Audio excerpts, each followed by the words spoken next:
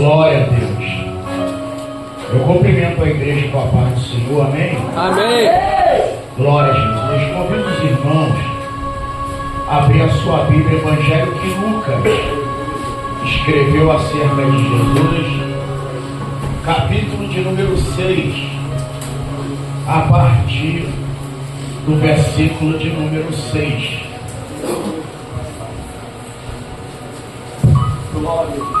Evangelho que Lucas escreveu acerca de Jesus, capítulo de número 6,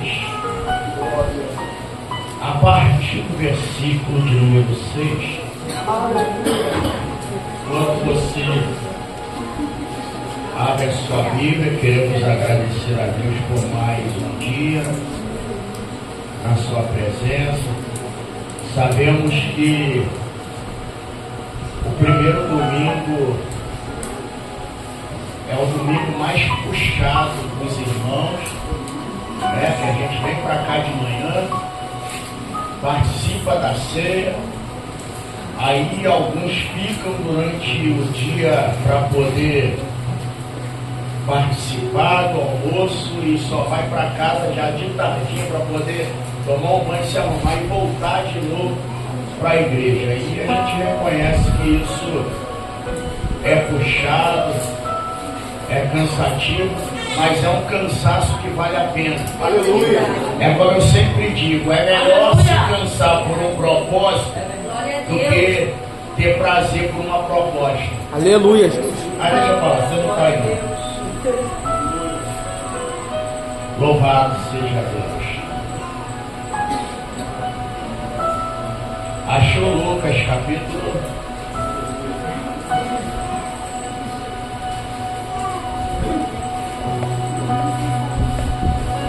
6, versículo 6 em diante, diz assim: E aconteceu também no outro sábado que entrou Jesus na sinagoga e estava ali ensinando. E havia ali um homem que tinha qual mão? Direita, mirrada. E os escribas e fariseus observavam-no se o curaria no sábado, para acharem de que o acusar. Mas ele bem conhecia os seus pensamentos e disse ao homem que tinha a mão mirrada: Levanta-te, fica em pé no meio. E levantando-se, ele ficou em pé. Então Jesus lhe disse: Uma coisa vou te perguntar. É lícito nos sábados fazer o bem ou fazer o mal? Salvar a vida ou matar? E olhando para todos em redor, disse ao homem: Estende a tua mão. E ele assim o fez. E a mão lhe foi restituída sã como a outra. E ficaram cheios de furor, e uns com os outros conferenciavam sobre o que fariam a Jesus. E você pode tomar o seu assento.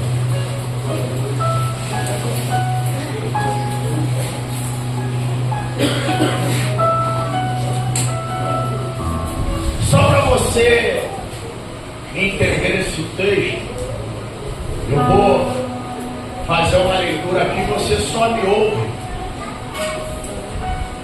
Em Levítico capítulo 21, a partir do versículo de número 17, Deus ele vai dar uma ordenança para que Moisés fale a Arão.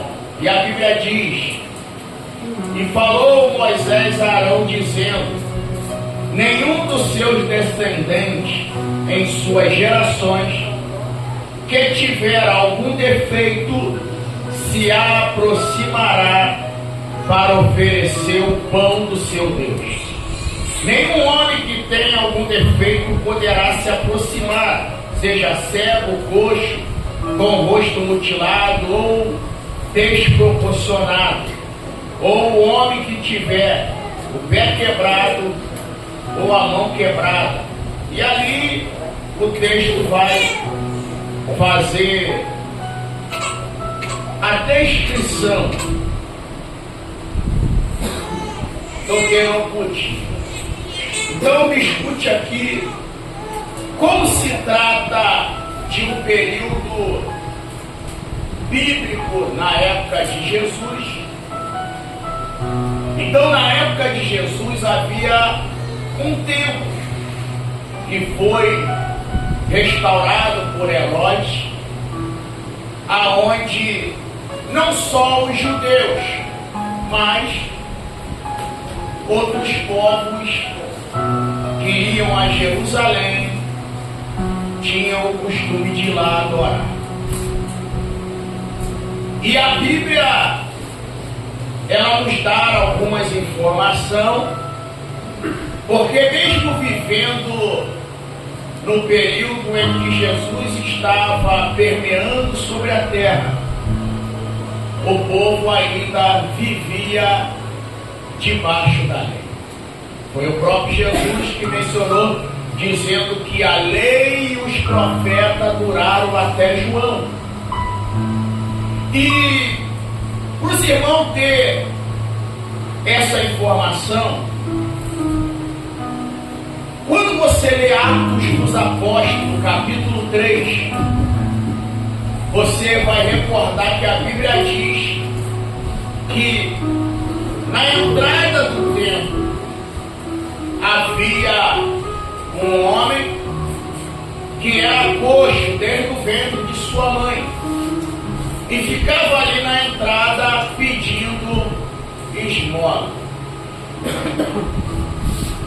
Automaticamente nós entendemos que ele não ficava colado à porta do templo, havia-se um distanciamento. Por quê, pastor? Porque havia uma ordenança, né? Como eu costumo dizer, a lei, ela, além de ser rígida, a lei era fria. Por quê? Porque ela instruía algumas classes de pessoas de ir ao templo a adorar. Hoje, quem quiser ir ao templo, entra, meu irmão. Cego, surdo, coxo, paralítico, cadeira, sem cadeira, com muleta, sem muleta. Pode entrar quem quiser. Só que nesse período aqui não era permitido por causa da lei de Moisés. Só que havia o que nós chamamos de subterfúgio. Por quê, pastor? Porque essa classe de pessoas, elas não eram permitidas entrar no templo para adorar. Por isso que quando eu fiz menção de Atos capítulo 3, você vai ver que aquele homem ficava à porta e não no templo. Ele só vai ter acesso ao templo depois que ele for curado daquela paralisia que estava atrofiando as suas pernas. Aleluia! Pastor, temos mais algum exemplo clássico acerca disso? Sim. Lembra de João, capítulo de número 5? A Bíblia diz que Jesus está indo para uma festa, só que em vez de Jesus ir primeiro para a festa, ele vai passar em um lugar que se chamava Tanque de Betesda. E a Bíblia é clara em dizer que havia um homem ali que há 38 anos jazia de uma enfermidade, ele estava paralisado. Jesus olha para ele e diz: toma a tua cama e anda. E olha o que aquele homem vai fazer. Quando ele toma a sua cama e anda, nós não vemos aqui evidência no texto, evangelista Marcelo, de que ele foi em casa, de que ele foi visitar a família, não. Isso nos mostra que havia um desejo no coração desse homem, glória, de um dia poder entrar às portas do templo. Aleluia!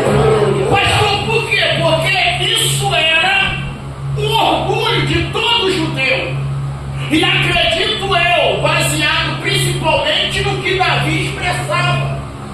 Davi nunca entrou no templo. Não, pastor, não, porque o templo foi construído pelo seu filho Salomão.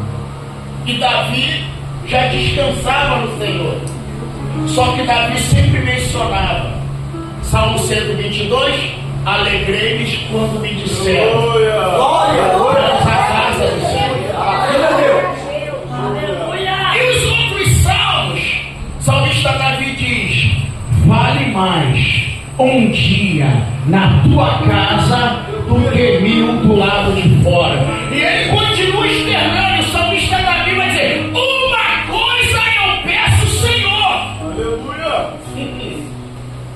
e a buscarei, que possa habitar todos os dias na sua casa.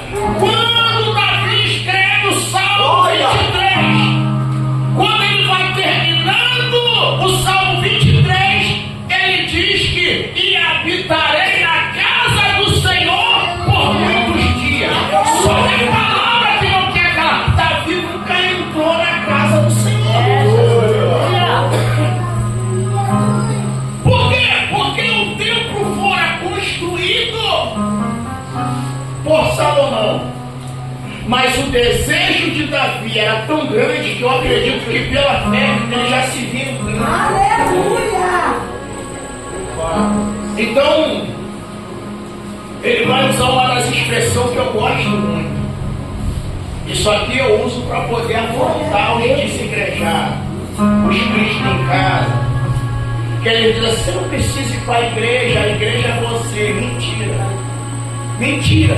Ninguém é igreja sozinho. Meu Deus. A igreja, ela é igreja quando está reunida. Aleluia. Hoje colocaram na pior que quem fala isso não tem conhecimento de nada. Balela pura. Não preciso ir para a igreja, porque Deus não habita em templo feito por mão de homem. Que lindinho. Ninguém é igreja sozinho. Pastor, uma pessoa sozinha é o que? Paulo explica. Uma pessoa sozinha, ela é um membro que faz parte de um corpo que o cabeça é Cristo. Aleluia. Oh, glória. Por que a noiva só vai ser noiva quando a igreja toda estiver arrebatada? Porque a igreja só é noiva quando está reunida. Aleluia. Pastor, e quando eu estou sozinho? Você só é um membro que faz parte de um corpo que o cabeça é Cristo. Meu Deus. Tem alguém aí ou foi? Aleluia. Não ninguém é igreja sozinho. Aí por que eu uso esse texto para confrontar e provocar os desigrejados e a galera que anda dizendo por aí que ninguém precisa ir para a igreja? Porque Davi, já no seu tempo, ele dizia assim, ó, ele falou que o pardal e a andorinha é mais inteligente do que os desigrejados. Não, eu vou ir mais a fundo. Davi disse que o pardal e a andorinha é mais inteligente do que essa turma que anda dizendo que não precisa ir para a igreja, que eles são a igreja. Por quê? Ele diz assim: até o pardal encontrou casa e a andorinha nos teus altares fez ninho. Ó Senhor! Aleluia. Se até o pardal encontrou casa para adorar, e você ainda está. Aleluia! Eita, Jesus, aleluia. Não, pastor, eu sou. Não, tu não é nada. Tu tem que conhecer para poder falar essas besteiras que tu anda falando. Então, ser uma igreja sozinho, coisa nenhuma. Vou repetir: você sozinho é um membro que faz parte de um corpo que o cabeça é Cristo. É como você olhar para o seu corpo humano. Se esse dedinho aqui ele for arrancado, esse dedo aqui consegue viver fora do corpo? Se ele for arrancado, o que acontece com ele? Ele apodrece. Assim acontece contigo. Ah, o povo não está não. Ele foi embora. Então não tem como viver fora do corpo. Ah, pastor,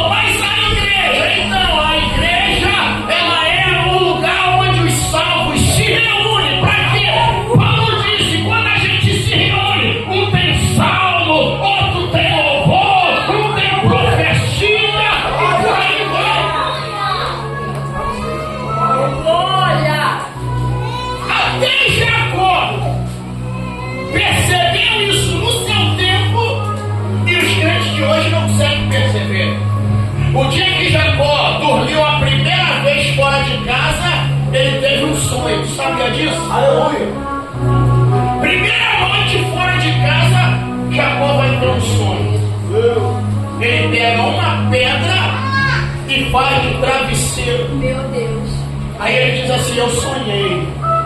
Aí ele vai escrever: qual foi o sonho, Jacó? Eu vi uma escada. Fala mais, Jacó. Essa escada ela batia no chão, mas terminava lá no céu. E aí, Jacó, no final da escada tinha uma porta. Tinha uma porta. E aí, Jacó, tinha anjo subindo e descendo. E aí, Jacó, conta mais. E ele disse: e a voz de Deus falava no final da escada na porta aberta. Quando Jacó acorda, desperta daquela visão, ele agora vai pegar uma botija de azeite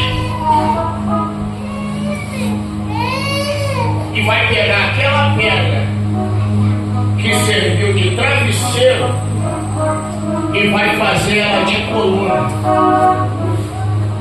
Isso aqui dá mensagem. Por quê? Porque você deitado, você pode até dar sustentabilidade a alguém, mas só recebe azeite quando está de pé e vira coluna.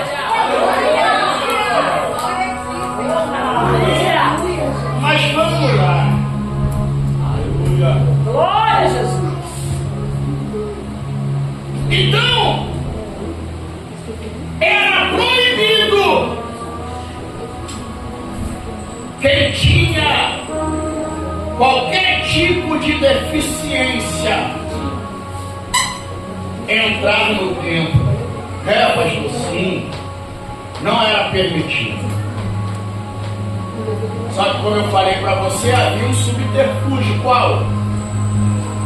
Existia nessa época uma extensão do templo, como se fosse uma espécie de congregação por nome de sinagoga. Pastor, sinagoga. E sabe qual era o mais interessante? É que o templo funcionava todo dia e a sinagoga somente ao sábado. Não, você não está aí não, vou gritar de novo. Eu estou te dizendo que o templo funcionava todo dia e a sinagoga só abria aos sábados. Então isso quer dizer que na sinagoga havia uma certa burocracia. Qual? Era permitido pessoas portadoras de deficiência entrar na sinagoga para poder ouvir a palavra. Porque o encontro na sinagoga é diferente. Hoje a gente se reúne, canta, tem grupo disso, tem grupo daquilo. Só que nesse período não, eles se reuniam na sinagoga, invocavam a Deus, alguém ia lá numa estante, pegava um rolo, um pergaminho e se abria. O que estava escrito no pergaminho era a mensagem daquele dia. E o culto daquele dia não era igual ao de hoje. O de hoje era a ponta da igreja. E nesses dias, ele era no meio. E havia uma cadeira chamada cadeira de Moisés. E só se sentava ali ao lado quem fosse o orador daquele dia, quem fosse ler o rolo.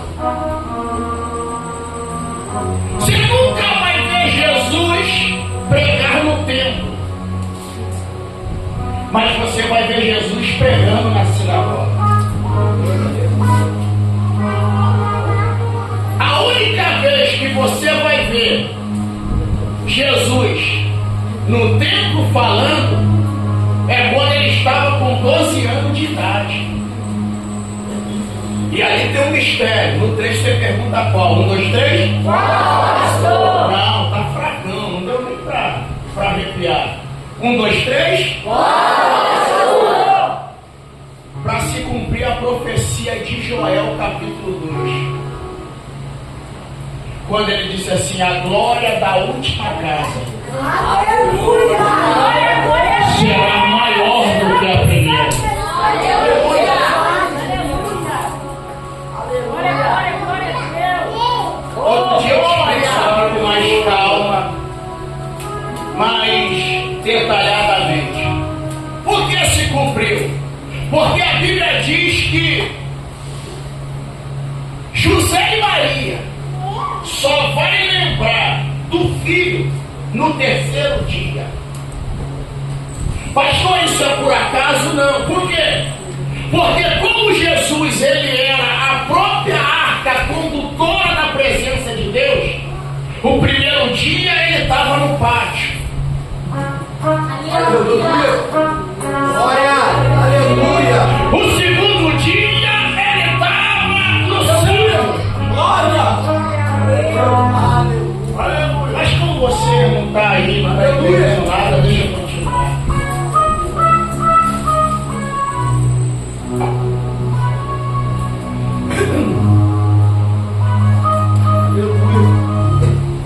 Aí você já conhece a história. Eles voltam, chega lá, Jesus está interrogando os doutores da lei e respondendo a eles também o que eles indagaram. E eles ficaram maravilhados com que sabedoria ele tanto respondia como também perguntava. Mas Jesus sempre, você vai ver Jesus curar na sinagoga, você vai ver Jesus pregar na sinagoga, mas você nunca vai ver Jesus curar no templo. Você nunca vai ver Jesus pregar no templo. Mas na sinagoga ele pregava.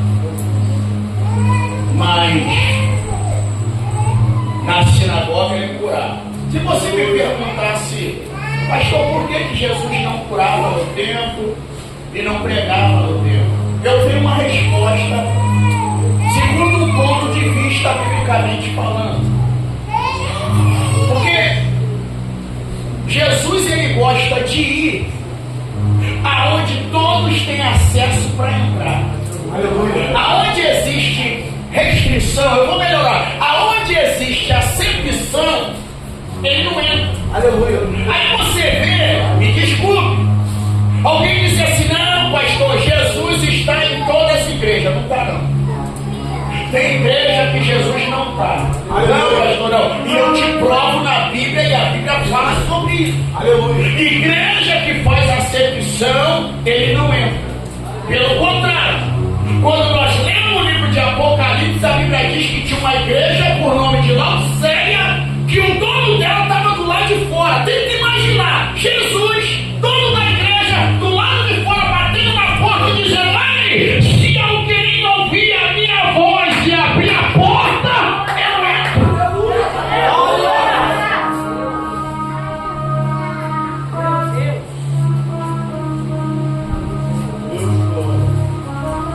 Ou seja, a igreja que fechou a porta para Jesus não entrar.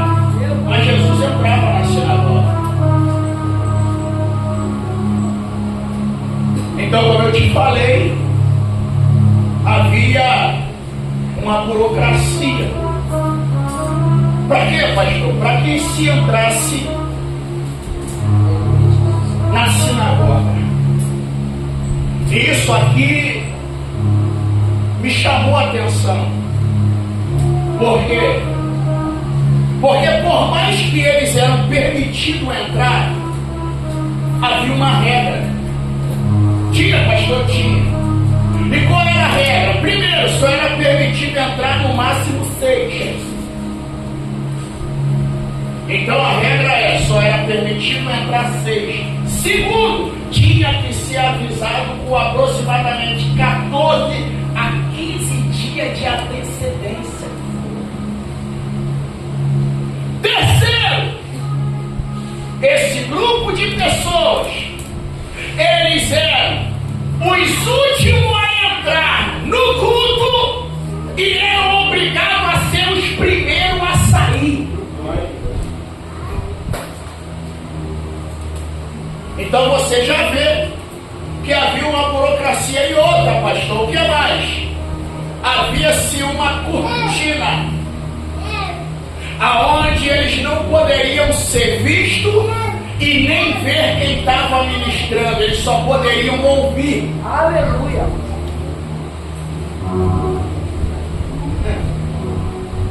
Você imagina a cena, mesmo eles sendo permitido entrar, havia-se essa regra: últimos a entrar e primeiro a sair.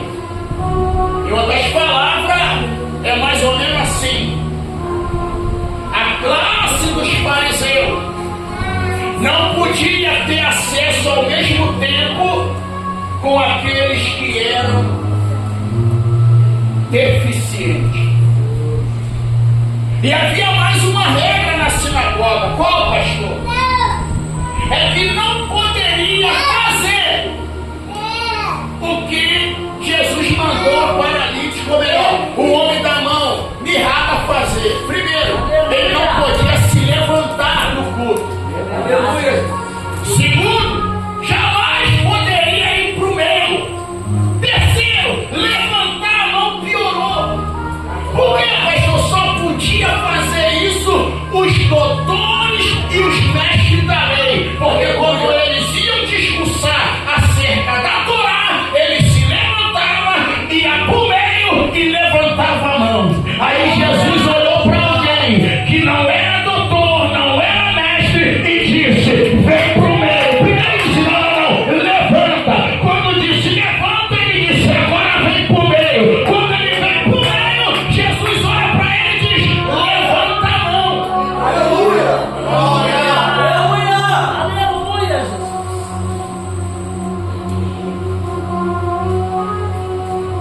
Meu Deus. Aleluia. Glória a Deus. Só que isso aqui é muito confrontante, Glória a Deus. Aleluia. porque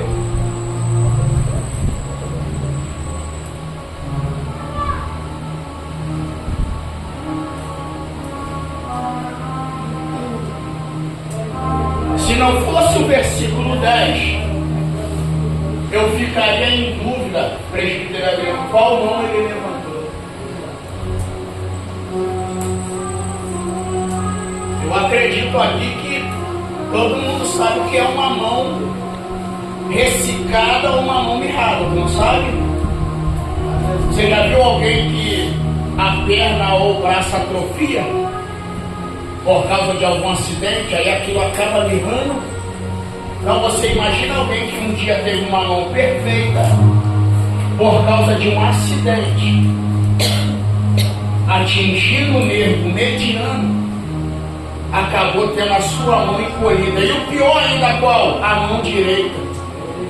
Por quê? Para você pode não ter valor, mas para os judeus eles priorizam isso. Por quê? Porque lado direito, lugar de honra. Aleluia. Glória. Lado direito fala de autoridade. Aleluia. Os judeus eles tinham, parece que os judeus, desculpe aqui a descontração, mas parecia que os judeus já estavam vendo o dia que a gente ia viver. Por quê? Porque eles nem gostavam de mencionar a expressão esquerda. Já falaram, não pegou? Perde a agenda, mas não perde a piada.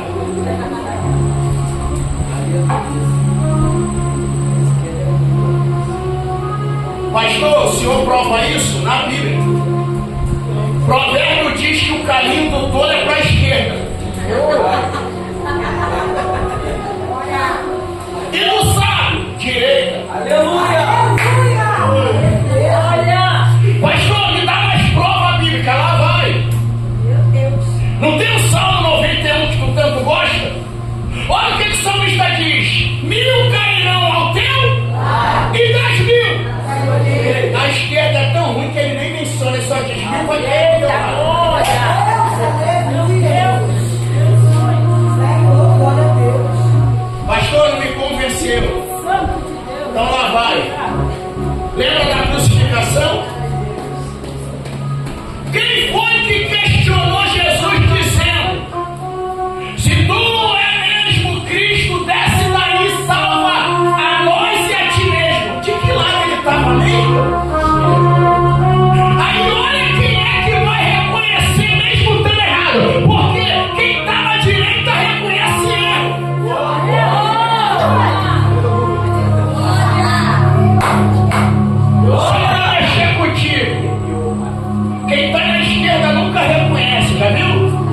Me dá uma esquerdinha, mas ele vai dizer, roubou, mas fez.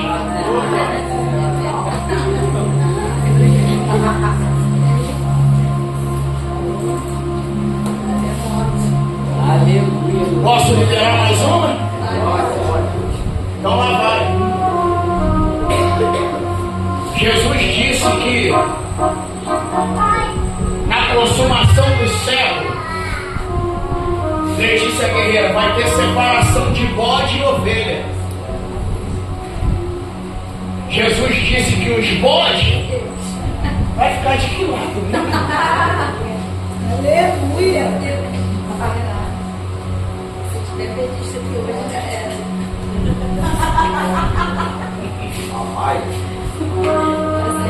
E as ovelhas vai ficar de que lado? Aleluia! Aí só para humilhar o Satanás, para a gente continuar aqui, para você não desviar. Porque eu vou ser sincero, eu estava conversando com a irmã, falei assim, engraçado, irmão, como é que você ora para Deus libertar teus filhos da droga, que você votou em quem permite a liberação? Meu Deus. Concordo, você é livre para fazer o que quiser, mas com consciência. Se você votou onde proíbe, pastor, eu estava na rua, roubaram meu celular, eu estou indignado. Tem que morrer, mas você tem que aceitar comprar outro, passar lá para ele roubar de novo. Aleluia. Eita glória. Mas deixa você não estar preparado para essa conversa. Ainda dá tempo de mudar, hein, gente? Quer reclamar dos vítimas da sociedade agora?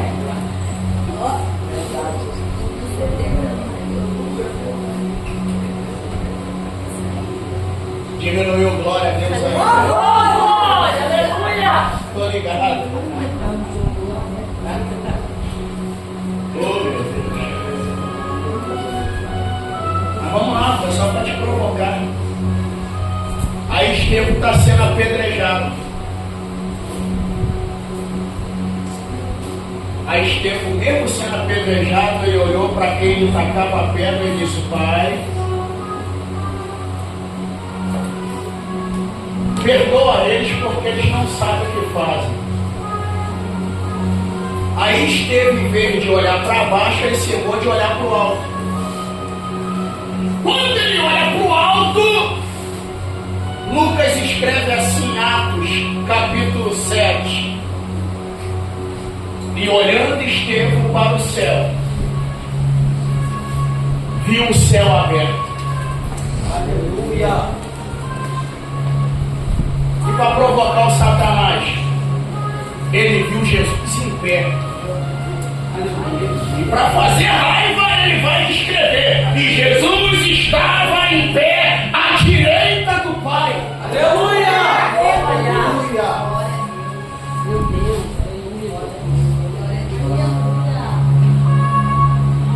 Mas vamos lá. Se não fosse o versículo 10, eu iria ficar na indagação: qual mão será que esse homem levantou?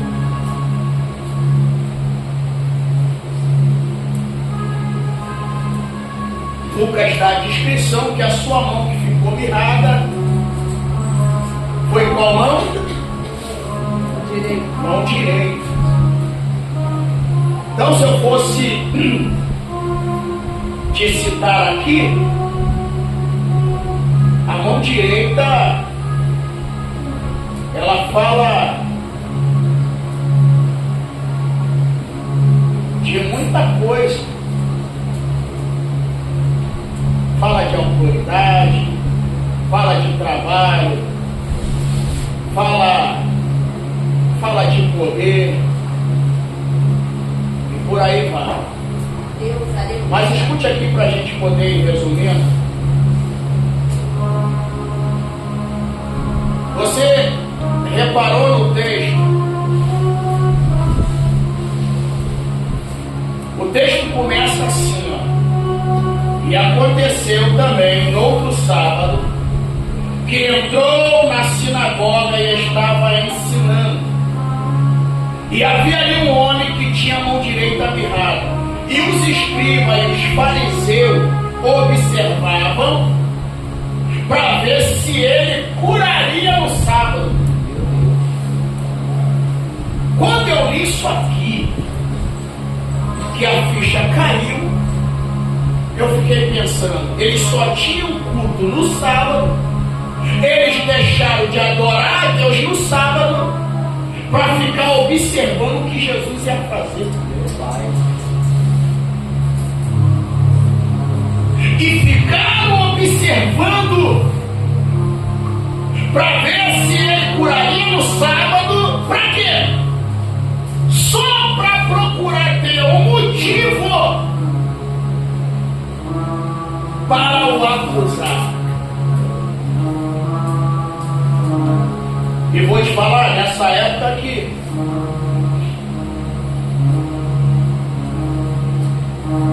o sábado ele era rigidamente controlado pelos fariseus, porque existia aproximadamente 39 categorias de trabalho proibido no dia de sábado.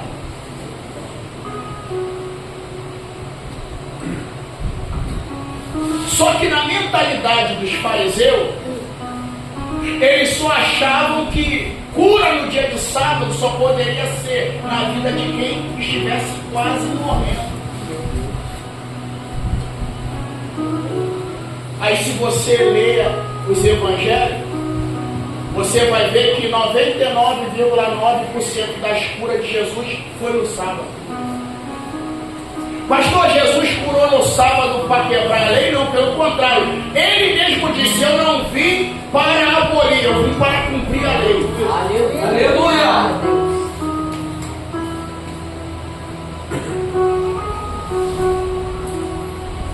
E ainda tinha mais o quê? Segundo a lei dos judeus, quem conseguisse cumprir a lei receberia um prêmio. No 3 você pergunta qual? 1, 2, 3. Tinha direito a ressuscitar. Aleluia. Aleluia, Senhor.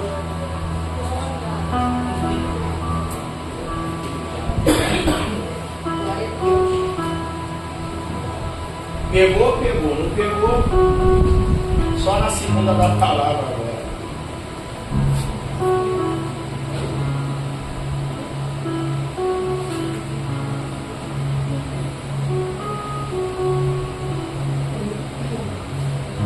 Então, para os fariseus, Jesus estava quebrando a regra do sábado. Por quê? Porque eles praticavam a lei sem amor. Você já reparou que Deus, antes de liberar qualquer juízo, primeiro ele avisa? Primeiro ele fala, ó, não faz isso, vai dar ruim. Isso na nossa linguagem. Por quê? Porque disciplina sem aconselhamento é ditadura. Meu Deus. Então os fariseus, eles diziam cumprir a lei na risca, mas na realidade eles não conheciam a lei. Pastor, não conhecia, não, eu te provo. Virava e mexia, um desses doutores vinha querer cutucar Jesus, querendo me provar. Chegaram e disse, ô mestre, qual é o maior mandamento da lei? Jesus, você quer saber qual é o maior mandamento da lei? Abre os ouvidos e lá vai. Amarás o Senhor teu Deus de toda a tua força, de todo o teu entendimento e de toda a tua alma. E o segundo é semelhante a esse. Qual? Amarás o teu próximo como a ti mesmo. Deus, obrigado. Glória a Deus, aleluia. E Jesus ainda vai frisar dizendo, porque toda a lei e os profetas dependem desses mandamentos. Ou seja, cumpriu esses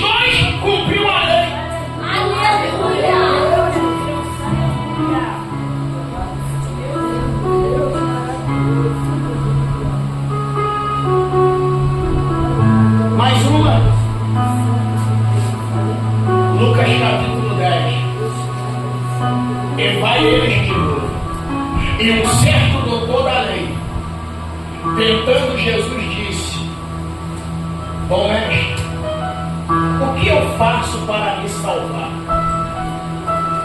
Jesus olhou para ele e disse: depende da forma que você interpreta, a forma que você entende. Aí Jesus fala para ele, aí ele quer dar uma, na nossa linguagem, quer dar uma de Miguel. Quem é meu próximo?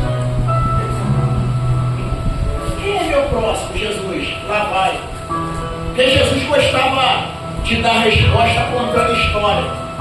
Por quê? Porque a história era uma armadilha para a pessoa que estava enquadrada se encaixar nela. Era chamado de parábola. Aí Jesus falou assim, ó: vinha um homem descendo de Jerusalém para Jericó. Os salteadores o encontraram na beira do caminho, bateram nele, espancaram e deixaram ele, a Bíblia usa a expressão meio morto.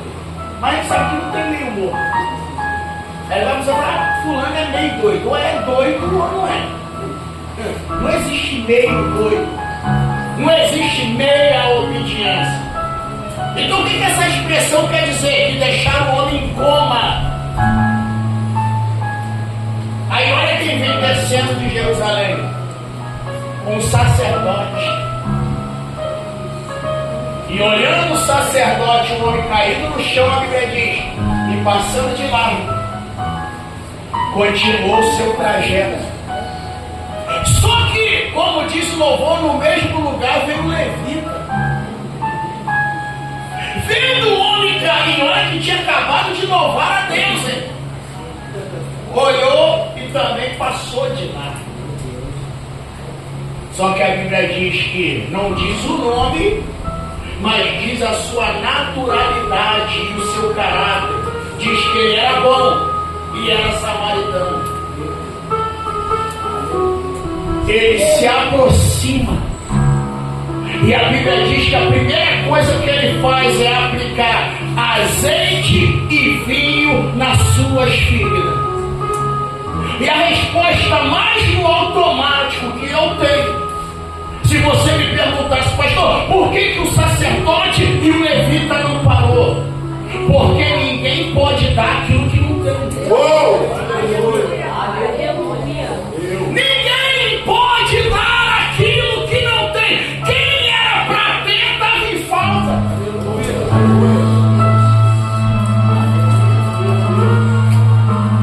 Aí tem que passar de lá. Aí o bom samaritano vai lá, aplica azeite e aplica vinho.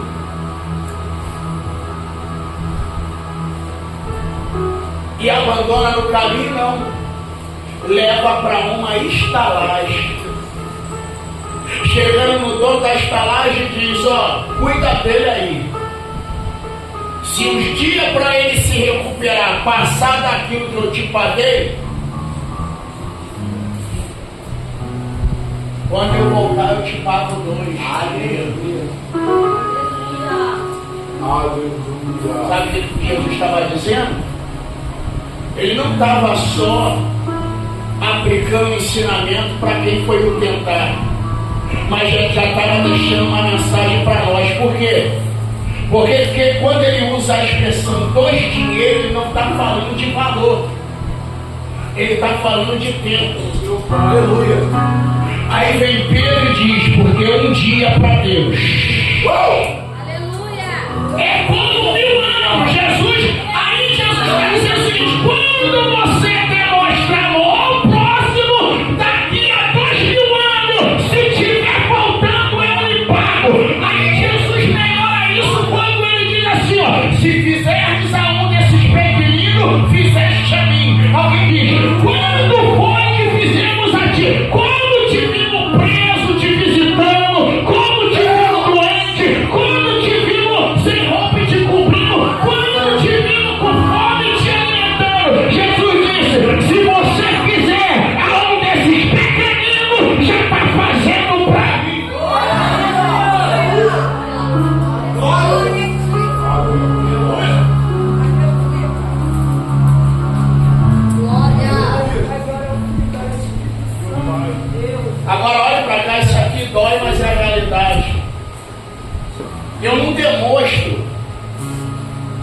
Se eu sou crente, quando eu faço algo que me beneficia, eu demonstro que sou crente quando eu ajudo alguém que precisa. Não, eu sei que é difícil da glória, mas eu vou repetir.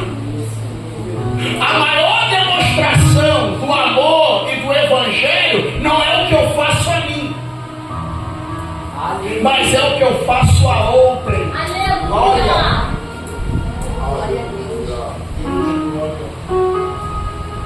Aí foi interessante que ontem eu estava conversando com um amigo meu, quando eu parei ali na minha mãe, e ele: ô Jorge, isso é estranho.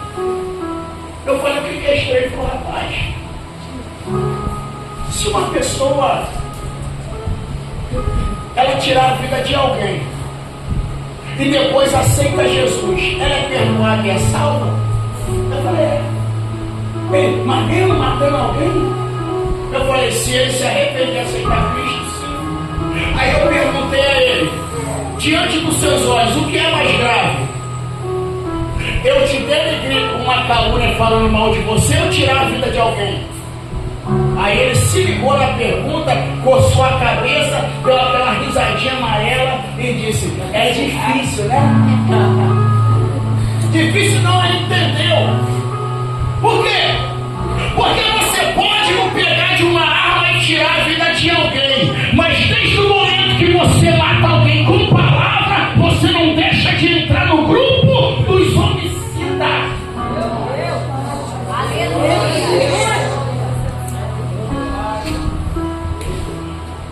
Mas fiquem para, não vou entrar assim.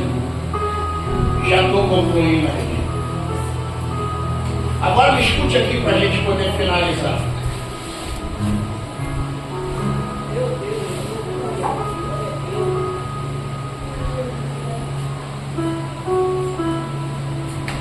Quando nós lemos isso aqui,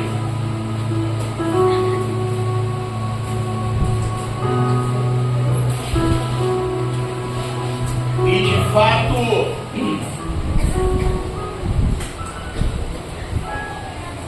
é uma realidade, não é extra-bíblico, não é paralelo, mas a história diz que quando Herodes foi reconstruir o templo, ele contratou um grupo de mais de 1000 sacerdotes. Para quê? Para que pudesse ajudar na restauração do templo.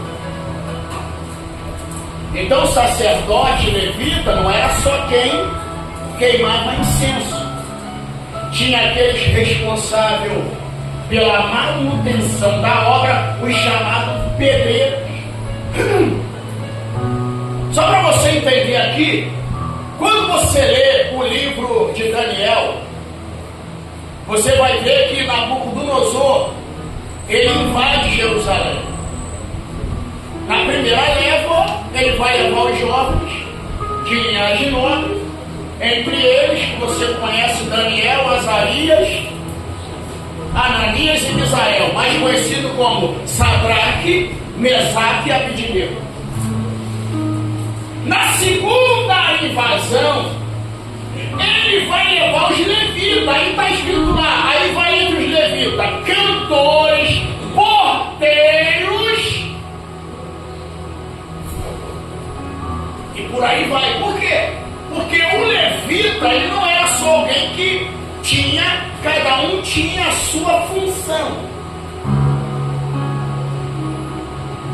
No entanto, quando você lê Números, capítulo 6, capítulo 7, você vai ver que eles vão ser separados em 3 classes. Filho de Merari, Meranita. Filho de Gerson, Gersonita. Filho de Coate, Coatita. Cada um com uma funcionalidade dentro do templo. Tinham aqueles que eram responsáveis de armar e desarmar a templo. E tinha aqueles que eram responsáveis de carregar as lonas, as madeiras. Agora, os coatitas, eles tinham uma missão especial. Qual? Conduzir os utensílios sagrados. Entre eles, a mais conhecida, a Arca da Aliança. E o mais interessante é que os Gersonitas ganham junta de boi e carroça. Os Meraritas ganham junta de boi e carroça. Mas quando se trata dos coatitas, Deus intervém e diz: Moisés, os coatitas não podem ganhar junta de boi. Por quê? O que eles vão carregar, tem que carregar no ombro. Tem que sentir o peso do ministério. Meu Deus.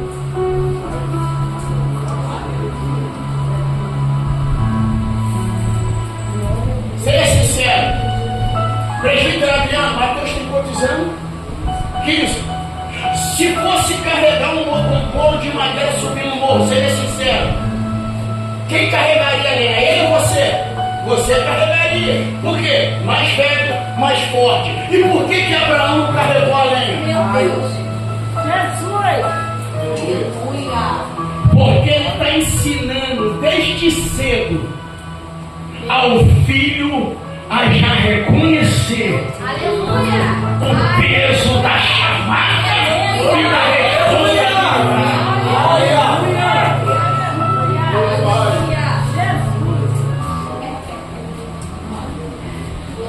Deus. Então Herodes contratou esse homem da mão mirrada. Segundo a história, ele era levita pedreiro. Como as pedras eram grandes e tinha alguns malabarismos para poder movimentá-la, uma das pedras cedeu, caiu em cima do braço dele, rebentando seu nervo mediano. Sabe o que acontece? Quando ele se acidenta, ele vai ficar em recuperação. Só que quando ele se recupera, ele vai observar que a mão direita não funciona. Ou seja, de que adianta ter ministério, mas ter algo que não funciona? Aleluia!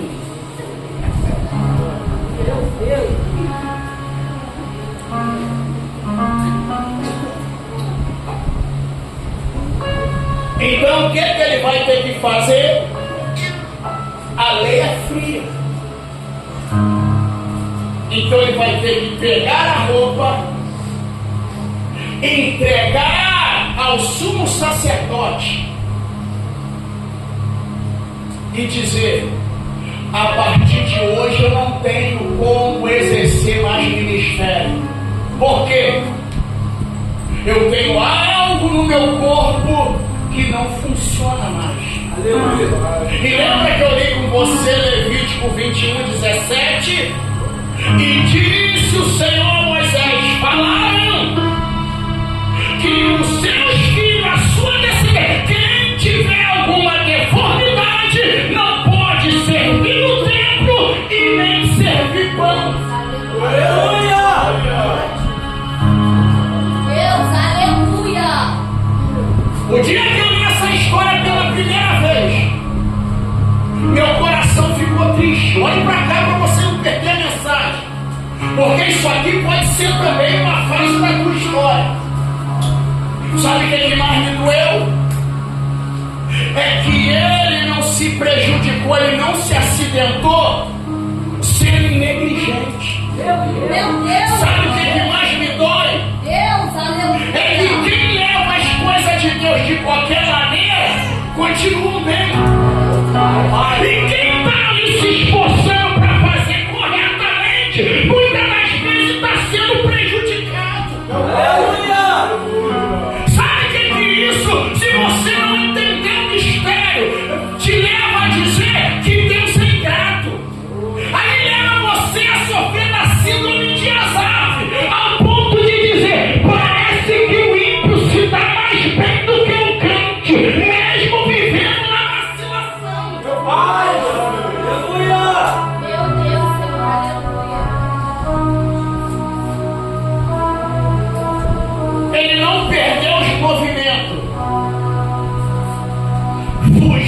da responsabilidade. Ele perdeu os movimentos exercendo.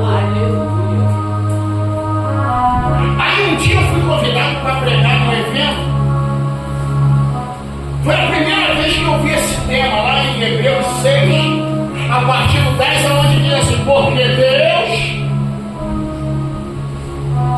é fiel para lhe recompensar de toda a obra que fizeste. Sabe o que o escritor Hebreu está dizendo? Que se você fizer bem ao homem, o homem esquece. Mas se você fizer a Deus, é anotado em um livro chamado Crônicas Memorial.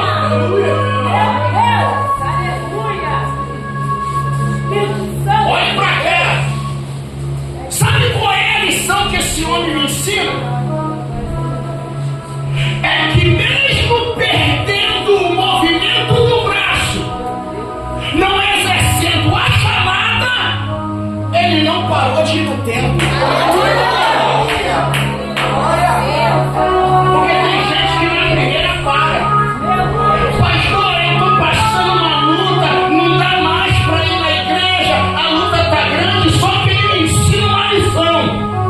Eu posso ter perdido o ministério, mas não perco a minha fé em buscar a Deus. Vai na sinagoga.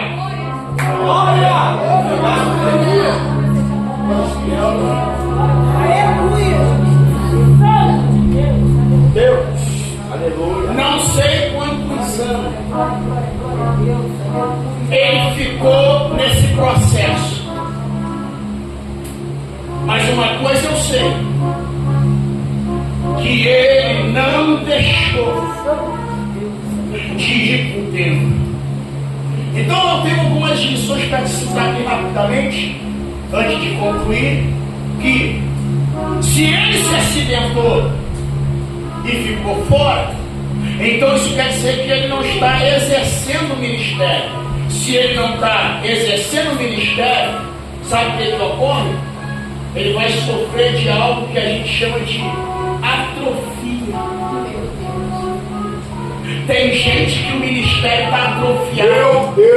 Não é porque sofreu acidente, é porque não está exercendo o que Deus chamou para fazer. Então estão atrofiados, não estão exercendo o que foram chamados para fazer. Mas mesmo esse homem, não exercendo o que ele queria, não deixou de ir à sinagoga ao sábado para adorar. Aleluia. Lembra que eu falei para você que era permitido entrar 6?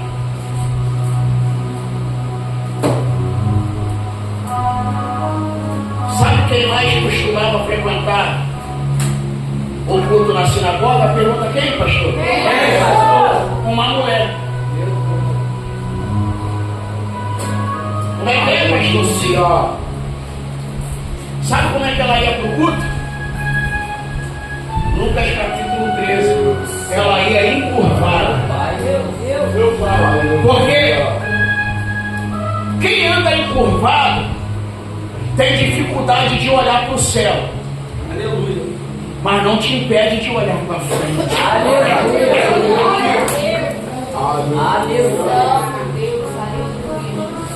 Aleluia! Jesus entrou na sinagoga no dia de sábado.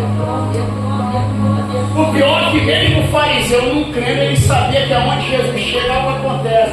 Aleluia! De repente, Jesus abre o rolo, está ensinando. E de repente ele olha para o homem, o ex-sacerdote, que ele virou mendigo. Por quê? Porque quem era deficiente, meu irmão, só tinha uma função: era mendigar.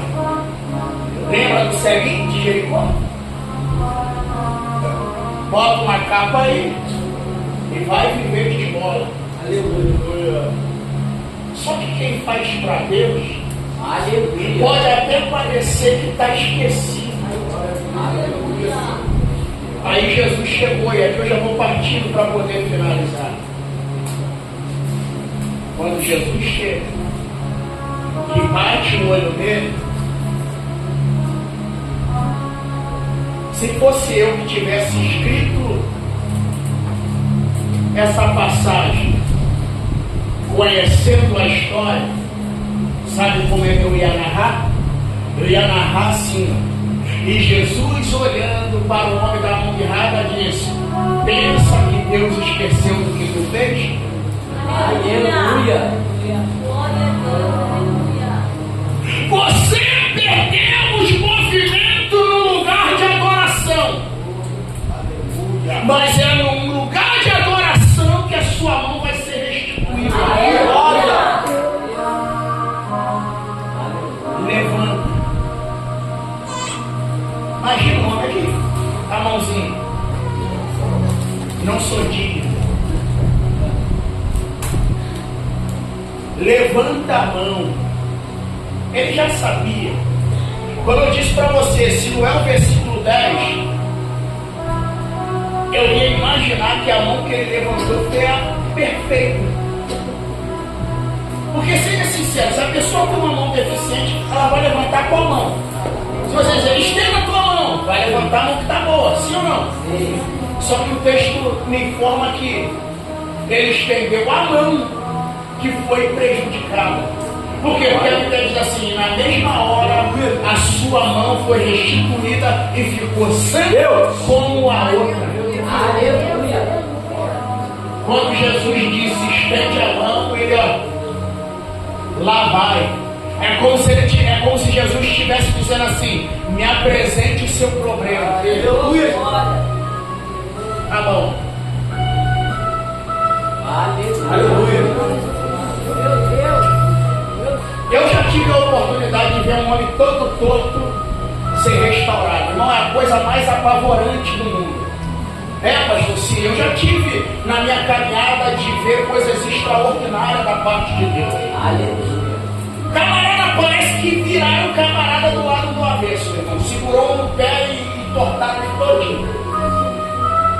Presbítero da Deus e Amor colocou a mão nele e começou a orar. Acredite você ou não, o corpo do homem não só se endireitava, como era audível você ouvir cada osso estalando. Meu Pai. Aleluia. Como se uma mão invisível agarrasse ele aqui e viesse distorcendo ele. Glória a Deus. Aleluia. Aleluia. E ele ficou perfeito. Aleluia. Ah, pastor, isso aí é difícil de acreditar. Eu sei, dá para perceber pela tua vida que tu leva. Quem crê é assim. Ele não acredita que Deus faz nem na vida dele, que dirá na dos outros. Meu Deus, é verdade.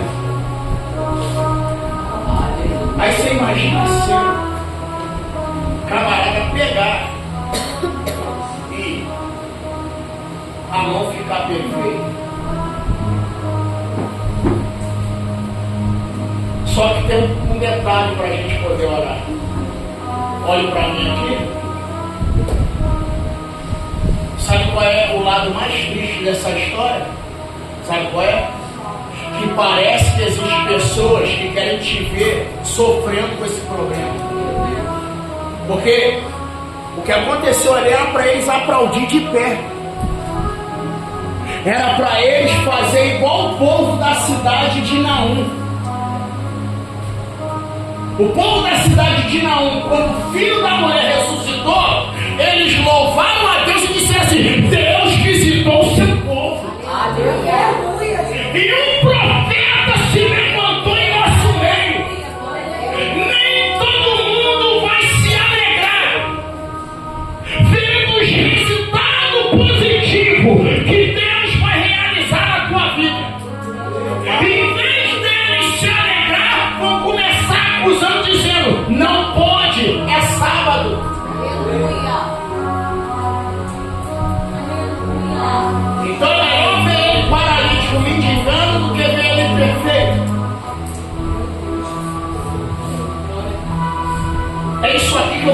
você entenda antes da gente orar.